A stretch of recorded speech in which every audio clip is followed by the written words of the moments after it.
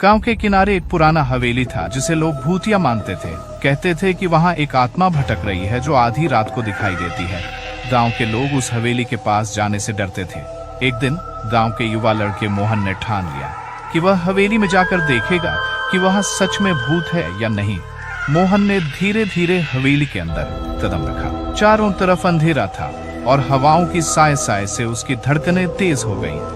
अचानक मोहन के सामने एक धुंधली आकृति प्रकट हुई। वह आत्मा थी जिसने काली साड़ी पहनी हुई थी और उसके बाल चेहरे के आगे लटक रहे थे। आत्मा ने मोहन को बताया कि वह इस दुनिया में इसलिए भटक रही है क्योंकि उसकी हत्या हुई थी और उसका बदला अभी तक पूरा नहीं हुआ। मोहन ने उसकी मदद करने का वादा किया और आत्मा ने धीरे धीरे विलुप्त हो गई। मोहन ने आत्मा के रहस्य को उजागर किया और अंत में हवेली में शांति स्थापित हो गई। गांव के लोग अब बिना डर के उस हवेली के पास जा सकते थे। जंगल के रास्ते एक आदमी जाने लगा। उस आदमी को चुड़ैल ने देख लिया।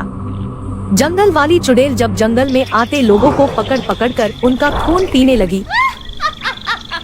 ऐसे में उसी जंगल के रास्ते एक दिन एक तांत्रिक जा रहा था। चुड़ैल ने तांत्रिक आते देखा तो जोर जोर से चिल्लाने लगी।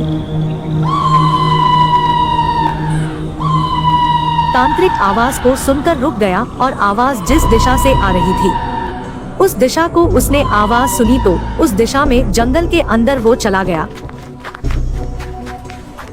चुड़ैल ने तांत्रिक का खून पीने के लिए उसे अपने हाथों में उठा लिया, लेकिन तांत्रिक ने उसे चकमा देकर चुड़ैल की गर्दन को अपने हाथों में पकड़ लिया। चुड़ैल झटपटाने लगी, घबराने लगी।